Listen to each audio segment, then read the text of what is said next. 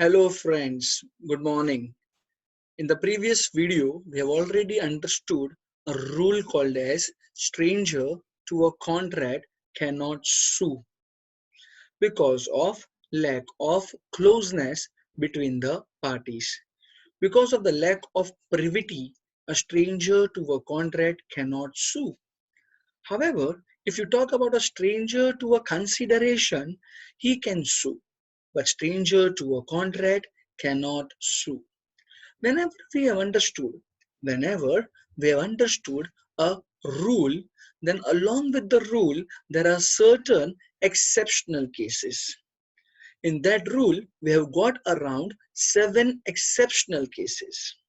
The rule said, stranger to a contract cannot sue. But in exceptional cases, stranger to a contract can sue. Exceptional case number 1, if the contract was entered out of trust and beneficiaries. That is, in case of trust and beneficiaries, stranger to a contract can sue. There is a kind of family settlement, or there is something called as partition of HUF, or if it is a case of an assignment, or there is acknowledgement of debts, or covenants with land, or contracts entered by agents. In these 7 exceptional cases, we have already understood that stranger to a contract can sue, but generally stranger to a contract cannot sue. Let us understand the next rule, which says no consideration, no contract. The next rule says no consideration, no contract. Over here, friends, just go back to my very first lecture on Indian Contract Act. The very first lecture I had explained to you what is contract. You will try to recollect. I said contract was having an English meaning called as transactions. The basic literal meaning of the word contract was transaction. But when I say what is contract, then can I say we all were shouting something called as 2B plus 2E plus 2H, wherein 2B signifies promise, 2E signifies agreement, and 2H signifies contract. So whenever I'm going to shout, what is contract? What are you all going to repeat after me? 2B plus 2E plus 2H. 2B is a promise, 2E is an agreement, and 2H is a contract. To be promise is possible only when there is an offer and acceptance of offer. यहाँ से आएगा offer, यहाँ से आएगा acceptance of offer. जब दोनों का मुलाकात होता है तब जाके वो बन जाता है promise. इसी promise के साथ अगर हमने consideration डाल दिया तो वो बन जाता है agreement. सोशल अग्रीमेंट्स की बात करूंगा तो उसमें कंसिडरेशन की कोई जरूरत नहीं होती है, बट हाँ अगर मैं लीगल अग्रीमेंट्स का बात करेगा तो उसमें कंसिडरेशन चाहिए.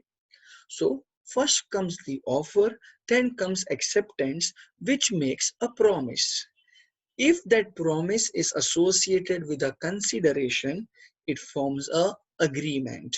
Now that agreement, if enforceable by law, forms a contract. तो अगर मैं बोलता हूं कि मुझे कॉन्ट्रैक्ट में एंटर होना है, या मैं ऐसा बोलता हूं कि मुझे कॉन्ट्रैक्ट बनाना है, तो कैन आई से कॉन्ट्रैक्ट बनाने के लिए we require total 6 things: offer, acceptance of offer, promise, consideration, agreement, enforceable by law. जब ये 6 चीज एक हो जाता है तो वो बन जाता है कॉन्ट्रैक्ट. Are you understanding? अब सिर्फ इमेजिन करो, अगर कंसिडरेशन नहीं होता तो क्या अग्रीमेंट बन पाता? नहीं ना, लीगल अग्रीमेंट नहीं बनता पाता ना. तो अगर कंसिडरेशन ही नहीं होता तो अग्रीमेंट नहीं बनता. अगर अग्रीमेंट नहीं बनेगा तो सोचो कॉन्ट्रैक्ट कैसे बनेगा. हर एक कॉन्ट्रैक्ट के अंदर अग्रीमेंट होना चाहिए, बट अग्रीमेंट तब होएगा when there is a promise associated with a consideration. If there is no consideration, there is no agreement. If there is no agreement, there is no contract. तो उसके लिए rule कहलाता है no consideration, no contract. देखो, अगर मुझे इस lectures को कंडक्ट करने के लिए कोई फीस मिलेगा तो ही तो मैं लेक्चर्स लूंगा ना. वैसे ही अगर मेरे पहले एग्जाम्पल में जब Y ने प्रॉमिस किया था कि वो 10 लाख रुपया पे करेगा तो Y को 10 लाख रुपए के सामने क्या मिल रहा था? कार. अगर मुझे कुछ मिलेगा, if I get something in return, then only I will enter into a contract. So this is a very basic rule which explains us no consideration, no contract. और एक बार बोला जाएगा, क्या बोलोगे? No consideration, no contract. नहीं, once more, क्या बोलोगे? No consideration, no contract. Because contract के पहले क्या बनता है? अग्रीमेंट. अग्रीमेंट बनाने के लिए क्या चाहिए? Promise plus consideration. अगर कंसिडरेशन ही नहीं होएगा तो कॉन्ट्रैक्ट नहीं बनेगा. Are you sure? अगर कंसिडरेशन नहीं होएगा तो अग्रीमेंट नहीं बनेगा. अग्रीमेंट नहीं बनेगा तो कॉन्ट्रैक्ट कैसे बनेगा? उसके लिए रूल बोलता है no consideration, no contract. Rule क्या बोलता है? No consideration, no contract. Over here आपको तो मालूम ही है कि अगर हम कोई रूल पढ़ते हैं तो every rule has got certain exceptions. जब मैं बोलूं रूल, फॉलो द रूल. जब मैं बोलूं exceptional cases, you don't require to follow the rule. तो रूल है no consideration, no contract. But exceptional cases में तुम क्या बोलोगे? No consideration, still there is a contract. Generally if there is no consideration, there is no contract. But yes, there are certain exceptional cases. In all of these exceptional cases, in all of these exceptional cases, even if there is no consideration, still there will be a contract. So these are the 7 exceptional cases wherein the rule does not get applied. ये 7 ऐसे cases है जिधर ये वाला rule, कौन सा वाला rule?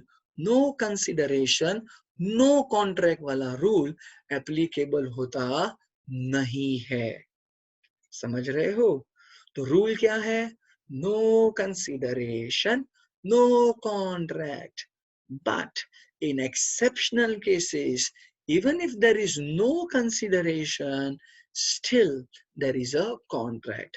So we are going to understand these 7 exceptional cases in detail. कौन से exceptional cases है?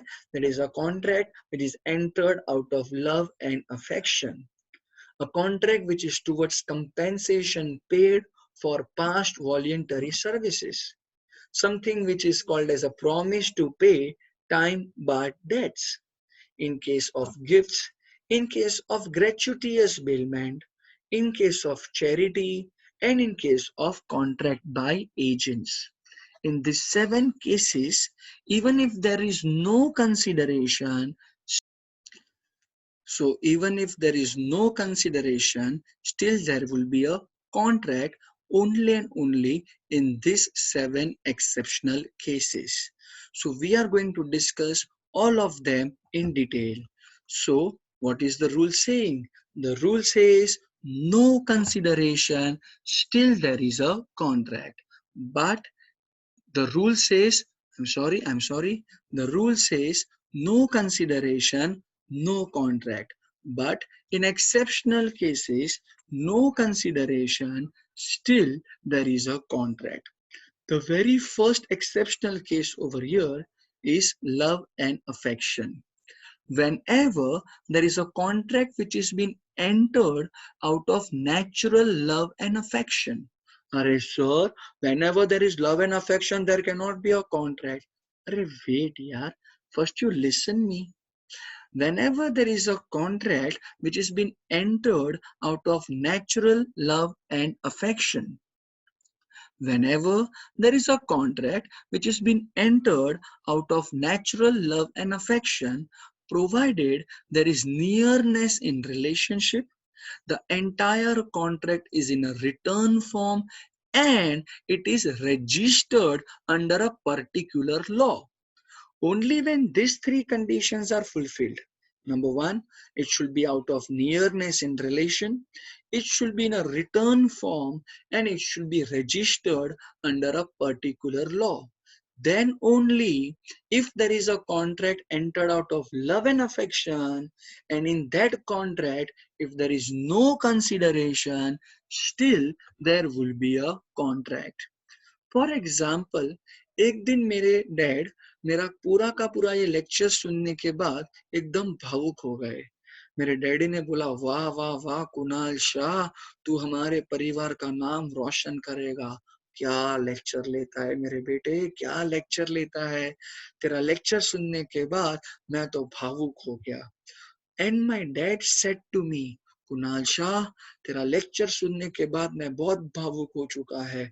मैं तुझे मेरा पूरा का पूरा अहमदाबाद का प्रॉपर्टी दे देता हूँ. My dad promised to give me a property which is situated in Ahmedabad. Can I say my dad is giving me that property out of love and affection? Yes. Is there a nearness in relation between me and my dad? Yes, we are father and son. Is it in a written form? Yes. And yes, we have also registered this agreement under a particular law. It is a transfer of property. So we have to register this document under Transfer of Property Act. Over here, as per this agreement, can I say my father is giving me a property? Yes. But am I giving something to my father? No. If I'm not giving something to my father, will that mean that there is no contract between me and my father? No. The property which he has given to me, for that property, I am the legal owner now. भले ही मैंने वो property खरीदने के लिए मेरे पिताजी को कुछ भी नहीं दिया है, बट फिर भी जो कॉन्ट्रैक्ट मेरे और मेरे डैडी के बीच में एंटर हुआ है वो एक वैलिड कॉन्ट्रैक्ट माना जाएगा, because it falls under an exceptional cases, because the contract was made out of love and affection, there was nearness in relation, it was in a written form, and it was registered under a particular law. Over here एक case study की मुझे याद आ रही है. Case study का नाम है राही की Dohi versus Bhootnath. Case study का नाम क्या है? राही की Dohi versus Bhootnath. Wherein in this case study, Rahi ki Dohi and Bhutnath are husband and wife. दोनों हस्बैंड एंड वाइफ में एक दिन जबरदस्त मारामारी हो गया था. There was a dispute between husband and wife. इस मारामारी के दौरान हस्बैंड ने तो गुस्से में बोल दिया, ए पागल औरत, निकल जा मेरे घर के बाहर. राही की दोही ने ये सुना तो उसका ईगो हर्ट हो गया. राही की दोही ने बोला, वाह वाह भूतनाथ, अभी तक तो मैं समझ रही थी ये हमारा घर है, बट अच्छा हुआ तूने आज बोल दिया दैट ये तेरा घर है. नहीं रहना चाहती हूँ मैं तेरे साथ इस घर में, मैं ये घर छोड़ के जा रही हूँ. They are not getting divorced, they are not getting divorced, they have just made an agreement to live separately. राही की दोही ने बोला भूतनाथ को कि मैं तेरा घर छोड़ के जा रही हूँ, बट मैं तेरा जिंदगी छोड़ के नहीं जा रही हूँ.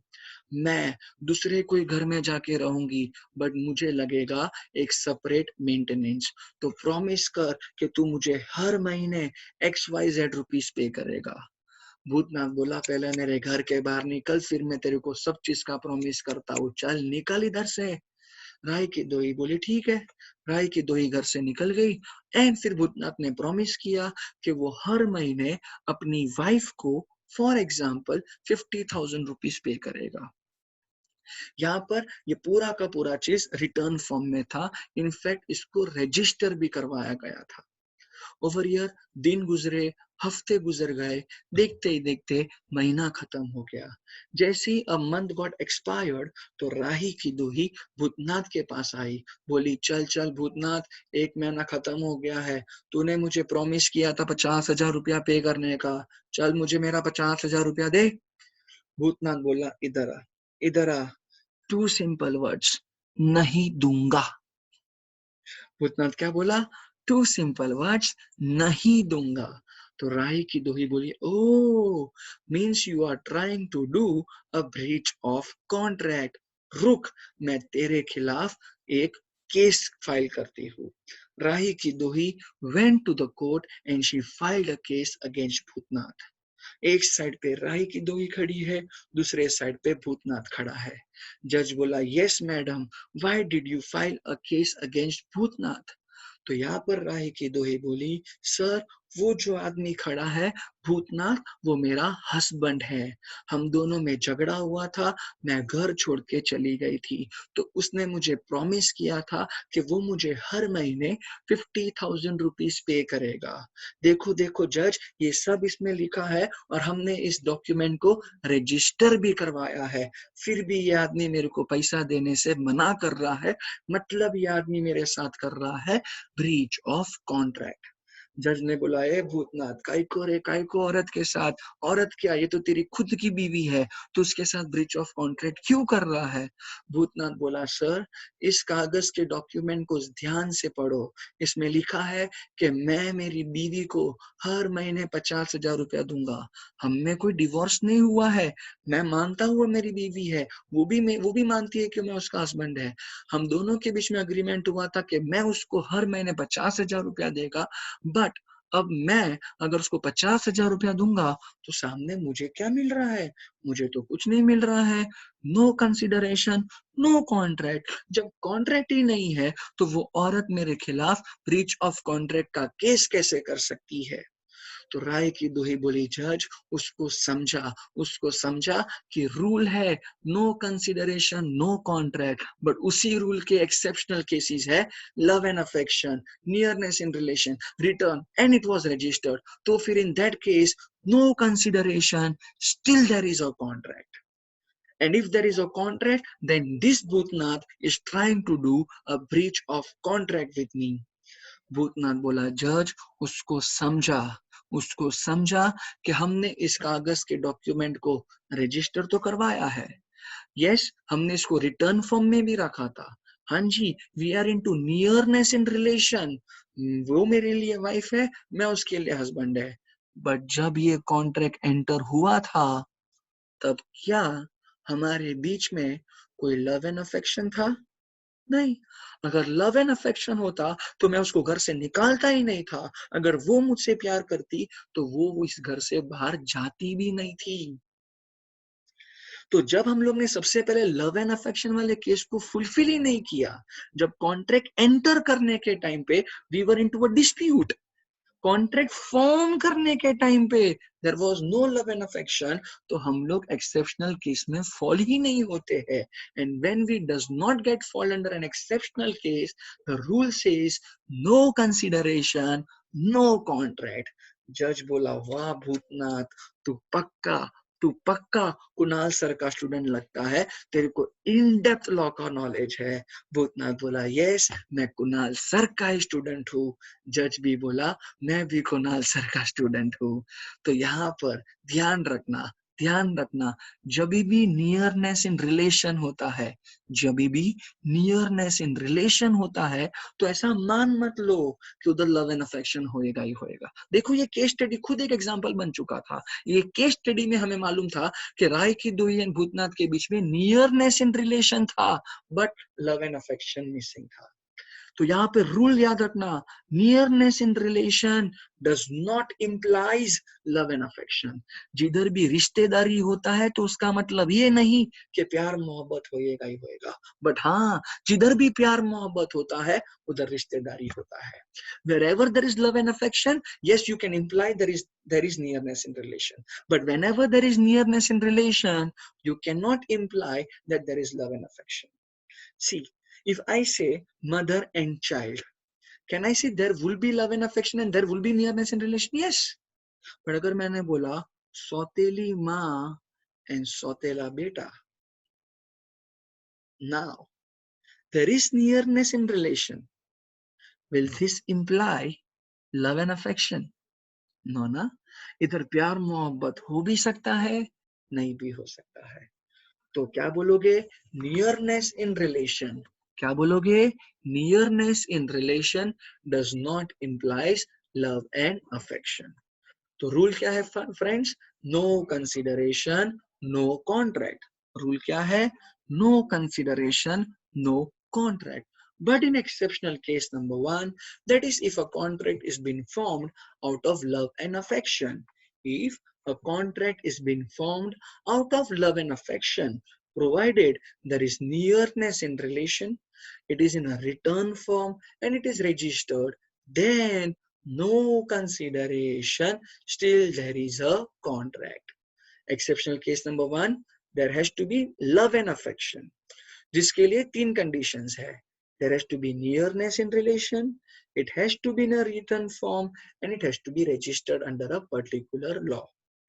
प्यार मोहब्बत होना चाहिए जब कॉन्ट्रैक्ट फॉर्म हो रहा है एंड प्रोवाइडेड उसी दौरान अगर ये बाकी के तीन कंडीशंस को फुलफिल किया है तो in that case no consideration, still there is a contract. Are you sure? Let us understand the second exceptional case, that is compensation paid for past voluntary services. Once more, क्या बोल रहा है वो? Compensation paid for past voluntary services. Whenever you are making a promise to compensate someone, अगर आप किसी को promise करते हो कि आप किसी को कंपेंसेट करोगे क्योंकि उस व्यक्ति ने आपको पास्ट में कोई प्रकार का वॉलंटरी सर्विसेज दिया था, तो in that promise you are going to give something but you are not going to receive something in return. In that contract even if there is no consideration, still there is a contract. क्या है statement? Compensation paid for past voluntary services. Example देता हूँ.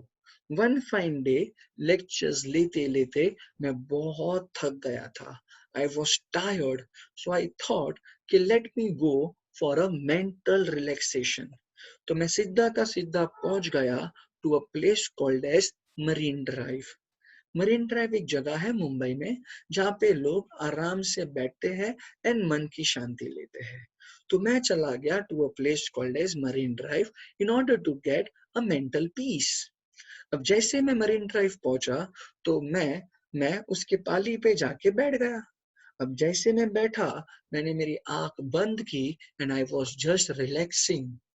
इसी relaxation के दौरान मेरे कानों में आवाज आई, चोर चोर चोर. तो मैं सीधा का सीधा उठ गया. जैसे मैं उठा तो मैंने मेरे लेफ्ट में देखा, कोई नहीं था. मैंने मेरे राइट में देखा, कोई नहीं था. सामने देखा तो एक बंदा भाग रहा था और उसके पीछे 50 लोग भाग रहा था.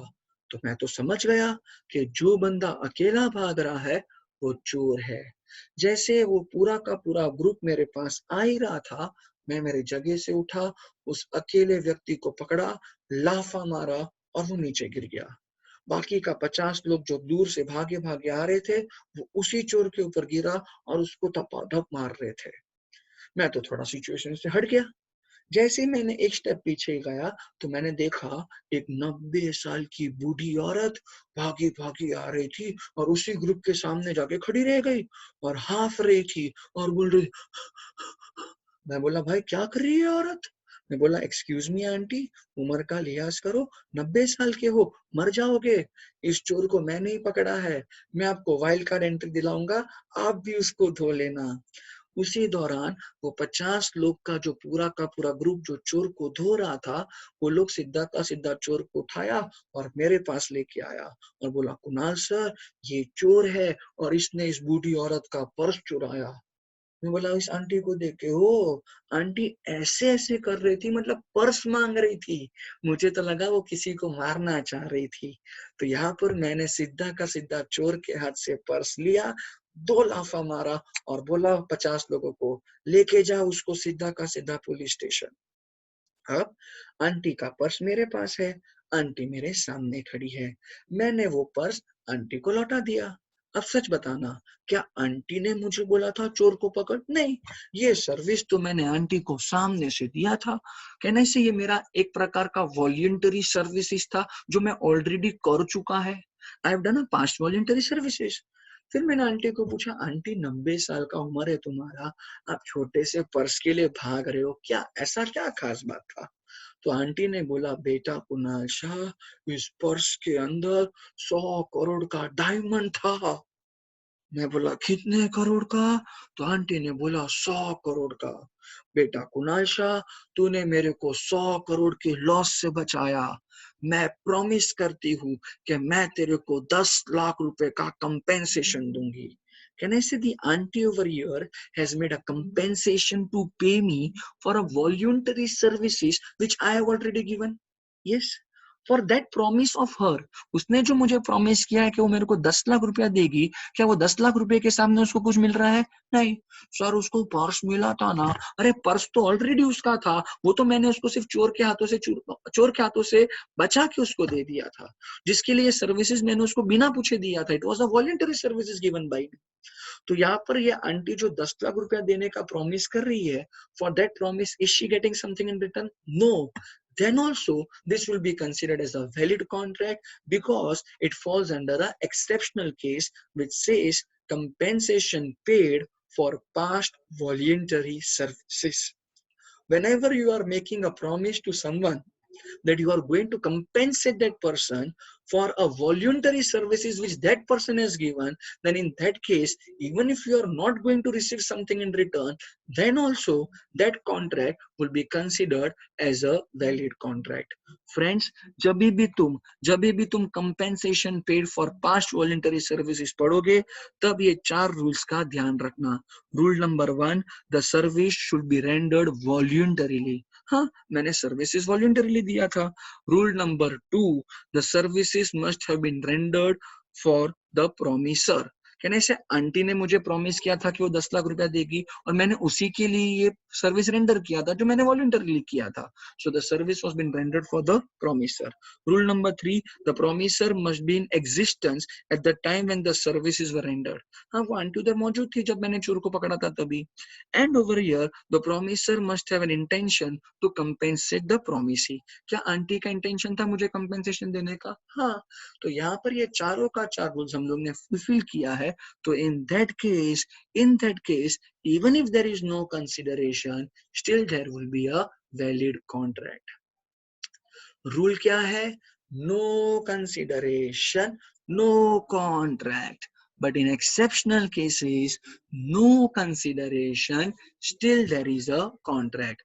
Exceptional case number 1, love and affection. Provided there is nearness in relation, it is in a written form and it is registered. Exceptional case number 2, compensation paid for past voluntary services. Let us go on to exceptional case number 3, which is very important. Exceptional case number 3, promise to pay time barred debts. I repeat, it's very important. That is exceptional case number 3, promise to pay time barred debts. Over here, we need to first understand what do you mean by time barred debts. Time barred debts एक ऐसा प्रकार का loan है, एक ऐसा प्रकार का debt है which is been declared as dead by law. ऐसा कोई लोन जो लॉ के नजर में मर चुका है, then such debts are called as time barred debts. Sir, law एक डेट को कब मान लेता है टाइम बार्ड? लॉ एक डेट को टाइम बार्ड घोषित कर लेता है जब अग्रीड पार्टी ने कोई भी प्रकार का कोर्स ऑफ एक्शन नहीं लिया विद इन 3 years. अगर 3 साल के अंदर अंदर अग्रीड पार्टी कोई कोर्स ऑफ एक्शन नहीं लेता है, तो in that case the debt is been declared as time barred debt. Friends, India में एक एक्ट है जिसका नाम है लिमिटेशंस एक्ट 1963. एक्ट का नाम क्या है? Limitations act 1963. उस एक्ट के मुताबिक whenever you are acting as an aggrieved party, as per the provisions of Limitations Act 1963, whenever you are acting as an aggrieved party, you are having a right to file a case, but such case should be filed within certain time limits. And for a debt, the time limit prescribed by law is within 3 years. तो अगर aggrieved party ने 3 साल के अंदर अंदर course of action नहीं लिया, तो in that case the debt will be declared as time barred debt. इस टाइम बार्ड डेट को जिंदा करने का, रिवाइव करने का पावर डेटर के पास होता है. मतलब जिसका जिम्मेदारी होता है पे करने का, that is the person is liable to pay the money, is the person who has got the powers to revive a time barred debt. For example, one fine day मैंने कार्तिक के पास से वन फाइन डे मैंने कार्तिक के पास से 10 लाख रुपए का loan लिया. मैंने लोन लिया ऑन 1 जनवरी 2010. लोन कब लिया? 1 जनवरी 2010. और मैंने कार्तिक को प्रॉमिस कर दिया, Kartik I will pay you this money, Kartik I will pay you this money on or before 1st January 2017. I will pay you this money on or before 1st January 2017. Kartik बोला ठीक है सर, आप ले लो लोन मेरे से. तो when did the contract got entered between me and Karthik? The contract got entered on 1st January 2010. But ये contract को परफॉर्म कब करना है? 1 जनवरी 2017. फाइनली 1 जनवरी 2017 आया, बट मैंने कार्तिक को 10 लाख रुपया रिपे नहीं किया. If I don't repay the money back to Karthik, then in that case, who is the aggrieved party? Can I say Karthik is the aggrieved party? Yes. So in that case, can Karthik file a case against me? Yes. Over here, Kartik को अगर मेरे खिलाफ case file करना है तो he can file a case against me maximum within 3 years, that is on or before 1 January 2020. For example, Kartik ने मेरे खिलाफ केस फाइल नहीं किया. देखते ही देखते 2 जनवरी 2021 आ गया. कार्तिक ने मेरे खिलाफ केस किया नहीं है, तो जो भी डेट मैंने लिया था, कैन वो भी कहा जाएगा टाइम बार्ड डेट? यस. अच्छा, अब क्या कार्तिक मेरे खिलाफ केस करने जा सकता है? नहीं. Over here the debt is declared as time barred debt. मतलब लॉ के नजर में ये डेट मर चुका है. अब इस डेट को रिवाइव करने का पावर किसके पास? डेटर के पास. कैन आई से in my example, I am the debtor and Kartik is the creditor. यहाँ पर प्रैक्टिकल लाइफ में डेटर एक टाइम बाद डेट को रिवाइव नहीं करता है, बट मैं तो अच्छा आदमी है, भोला आदमी है, तो यहाँ पर इन द ईयर ऑफ 2022 मैं कार्तिक के पास गया. मैं बोला, कार्तिक मैंने तेरे साथ ब्रीच ऑफ कॉन्ट्रैक्ट किया था, बट फिर भी तूने मेरे खिलाफ केस नहीं किया था. तू बहुत अच्छा आदमी है. चल आज मैं कुणाल शाह 2022 में प्रॉमिस करता हूँ कि मैं विद इन 1 year वो 10 लाख रुपए का लोन जो लिया था वो मैं रिपे कर दूंगा. Can I say through this promise I am reviving a time bound debt? As per this promise, I am giving him 10 lakhs rupees. Is he giving me something? No. But sir, उसने तो loan दे दिया था ना sir. अरे but वो तो law के लिए मर चुका था, वो लोन तो मर चुका था. कहने से मैं एक टाइम बाद डेट को रीपे करने का प्रॉमिस कर रहा हूँ जिसके लिए मुझे कुछ मिलने वाला नहीं है, फिर भी ये एक वैलिड कॉन्ट्रैक्ट माना जाएगा. बिकॉज लॉ बोलता है whenever you make a promise to pay a time barred debts, then even if there is no consideration, still there is a contract. अब सोचो, अगर 2022 में मैंने कार्तिक को प्रॉमिस किया कि मैं दिन 1 year मैं उसको 10 लाख रुपया लौटा दूंगा, फिर भी मैं नहीं लौटाता हूँ, तो now can Kartik file a case against me? Yes, he can file a case against me within 3 years. अगर वापस से 3 साल के अंदर अंदर उसने मेरे खिलाफ केस नहीं किया तो वापस से वो बन जाएगा time barred debt. Are you understanding? So over here, whenever there is an agreement which is being formed out of love and affection, whenever there is a compensation paid for past voluntary services, whenever there is a promise to pay time barred debts, then in these 3 cases, even if there is no consideration, still there is a contract. Exceptional case number 4 बोलता है gifts. Even in case of gifts, if there is no consideration, still there is a contract. याद करो ना, one fine day my dad was very much happy with me.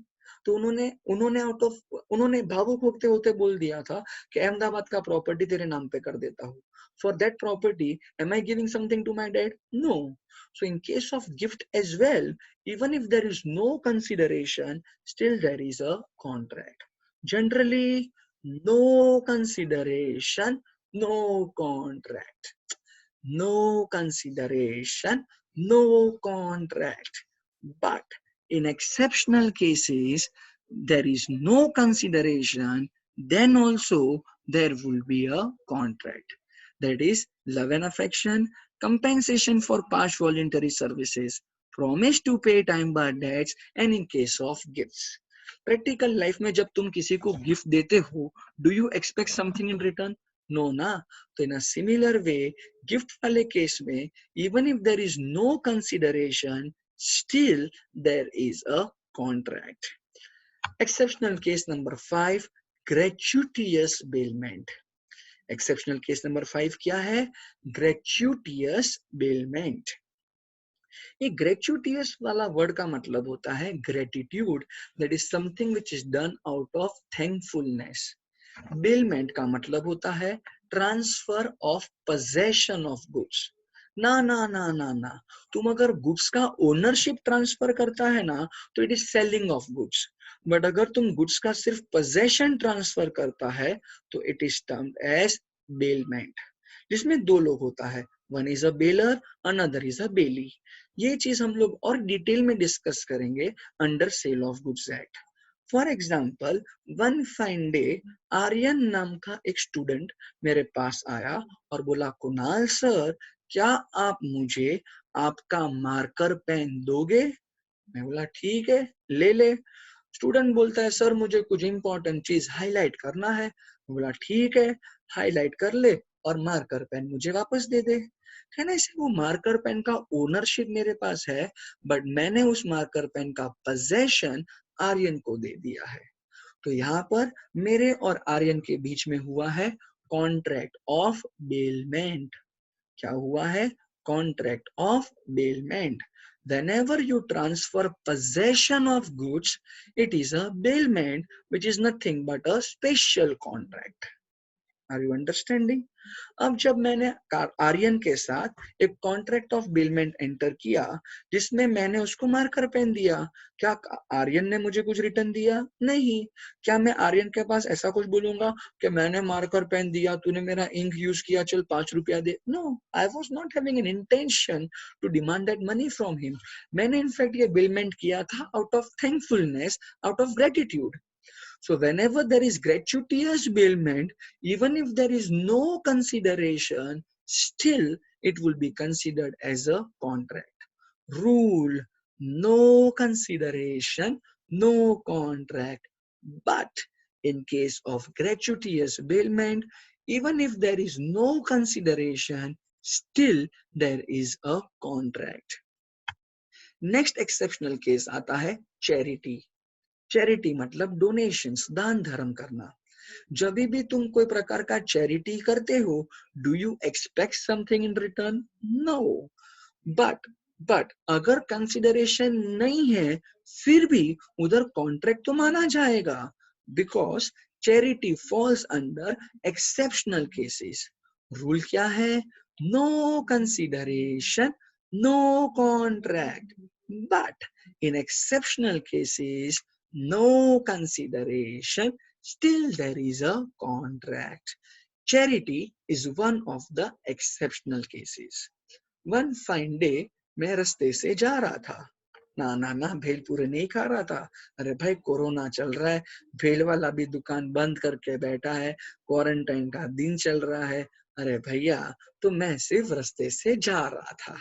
मैं रास्ते से जा रहा था तो अचानक से मैंने कुछ गरीब बच्चों को स्ट्रीट लाइट के नीचे पढ़ते हुए देखा. ये पूरा का पूरा सिनेरियो देख के मैं भावुक हो गया. मैं बोला ओहो ओहो ओहो, कितने गरीब बच्चे हैं यार, पढ़ने के लिए घर में लाइट भी नहीं है। तो यहाँ पर मैं वो गरीब बच्चों के पास गया, मैंने बोला बस खत्म हुए तुम्हारे सारे के सारे दुख भरे दिन। मैं कुणाल शाह, तुम गरीब बच्चों को प्रॉमिस करता है कि मैं तुम्हारे लिए एक लाइब्रेरी कंस्ट्रक्ट करेगा, जिसमें तुम्हें 24/7 एयर कंडीशन का फैसिलिटी दिया जाएगा, लाइट का सर्विसेज मिलेगा, इनफैक्ट फ्री वाईफाई भी दिया जाएगा। अब सारे स्टूडेंट्स उधर बैठे बैठे सोचते रहेंगे ना, सर हम भी गरीब है, फ्री वाईफाई मिल रहा है। अरे रुको यार, एग्जाम्पल चल रहा है यार। तो यहाँ पर मैंने गरीब बच्चों को प्रॉमिस कर दिया कि मैं उनके लिए एक लाइब्रेरी कंस्ट्रक्ट करूंगा, दान धर्म करने का मैंने सोच लिया। ये सब चीज मैंने लिखी, मैं रिटर्न फॉर्म में रखा था। बॉस मेरे सारे एग्जांपल्स रिटर्न फॉर्म में समझ लेने का, हर वक्त नहीं बोलूंगा it was in a return form. तो मैंने लिख के गरीब बच्चों को प्रॉमिस कर दिया कि मैं उनको एक लाइब्रेरी कंस्ट्रक्ट करके दूंगा और फिर वो लाइब्रेरी उनको दान धर्म में दिया जाएगा, it will be given as a charity. गरीब बच्चे खुश हो गए, मन ही मन बोले ओहो वाह वाह, आहा क्या प्रोफेसर है, लाइब्रेरी कंस्ट्रक्ट करके देगा, बहुत मजा आ गया। यहाँ पर 1 महीना हो गया, 2 महीना हो गया, 3 महीना हो गया, मैंने उनको लाइब्रेरी बनाकर नहीं दिया। तो सारे के सारे गरीब बच्चे मेरे घर के बाहर, आई एम सॉरी, मेरे पैलेस के बाहर, don't be jealous, don't be jealous, सारे के सारे गरीब बच्चे मेरे पैलेस के बाहर आए और सीधा का सीधा चिल्लाए, कुणाल शाह गो बैक। हाय हाय नहीं, Kunal Shah go back, Kunal Shah go back. तुमने हमारे साथ किया है ब्रीच ऑफ कॉन्ट्रैक्ट, तुमने प्रॉमिस किया था कि तुम हमारे लिए लाइब्रेरी बनाओगे, बट अभी तक तुमने लाइब्रेरी बनाया नहीं है। मैंने बोला एक्सक्यूज मी, मैं तो दान धर्म कर रहा था, मैंने लाइब्रेरी बनाने का प्रॉमिस किया था, बट मुझे सामने कुछ मिल नहीं रहा है, तो नो कंसिडरेशन नो कॉन्ट्रैक्ट, ये बोल के मैं चला जाएगा तो चलेगा क्या? नहीं, because even if it is a case of charity, even if there is no consideration, still there is a contract, because charity falls under exceptional cases. Are you sure? The last exceptional case, that is contract of agency. Law बोलता है कि जब भी तुम्हें contract of agency बनाना है, अरे what is a contract of agency? याद करो, याद करो, contract of agency is a contract between principal and agent. Principal है, एजेंट है, तो दोनों के बीच में कॉन्ट्रैक्ट ऑफ एजेंसी है। Who is a principal? The person for whom the work is done. Who is agent? The person who does the work. तो जब भी प्रिंसिपल एजेंट वाला रिलेशनशिप आएगा तो उनके बीच में कॉन्ट्रैक्ट ऑफ एजेंसी हो जाएगा। तो लॉ बोलता है कॉन्ट्रैक्ट ऑफ एजेंसी बनाने के लिए कंसिडरेशन का जरूरत होता नहीं है। कॉन्ट्रैक्ट ऑफ एजेंसी में कंसिडरेशन हो भी सकता है, नहीं भी हो सकता है तो भी चलेगा, नहीं है तो भी वो कॉन्ट्रैक्ट बोला जाएगा। Example, one fine day, one fine day मैंने कार्तिक को बोला, मैं बोला कार्तिक क्या तू मेरे बिहाफ पे दिल्ली जाएगा? कार्तिक बोला हाँ जी सर। मैं बोला कार्तिक क्या तू मेरे बिहाफ पे दिल्ली में जाकर सेल्स करेगा? कार्तिक बोला हाँ जी सर। जब ये दोनों स्टेटमेंट सुनने के बाद कार्तिक हाँ बोल देता है तो कार्तिक मेरा क्या कहलाता है? एजेंट। मैं कार्तिक का कौन है? प्रिंसिपल। तो हम दोनों के बीच में क्या बन गया? Contract of agency. क्या मैंने कोई कंसिडरेशन का बात किया? नहीं, फिर भी कॉन्ट्रैक्ट ऑफ एजेंसी फॉर्म तो हो गया ना, फॉर्म तो हो गया ना। फॉर्म करने के लिए, कॉन्ट्रैक्ट ऑफ एजेंसी को फॉर्म करने के लिए कंसिडरेशन का जरूरत नहीं है। अगर है तो भी चलेगा, नहीं है तो भी चलेगा। मैंने कार्तिक को बोला कार्तिक दिल्ली जाएगा? कार्तिक बोला हाँ जी सर। बोला कार्तिक दिल्ली में जाकर मेरे बिहाफ पे सेल्स करेगा? कार्तिक बोला हाँ जी सर। मैं बोला मैं तेरे को 10% कमीशन दूंगा? कार्तिक बोला ओके सर। देख अभी मैंने कंसिडरेशन का बात किया, फिर भी ये रहेगा तो कॉन्ट्रैक्ट ऑफ एजेंसी ना। तो कॉन्ट्रैक्ट ऑफ एजेंसी एक ऐसा कॉन्ट्रैक्ट है जिसको बनाने के लिए कंसिडरेशन हो भी सकता है, नहीं भी हो सकता है। Even if there is no consideration, still that contract of agency will be considered as a valid contract. Are you sure? तो यहाँ पर हमने पढ़ा something called as no consideration no contract, जिसमें कुछ exceptional cases थे। There is number 1 love and affection, Number 2, compensation for past voluntary services. Number 3, promise to pay time-barred debts. Number 4, gift. Number 5, gratuitous bailment. Number 6, charity. And number 7, contract of agency. Rule: no consideration, no contract. But in exceptional cases, even if there is no consideration, still there is a valid contract. I hope so. This rule is very much clear with you all. Thank you.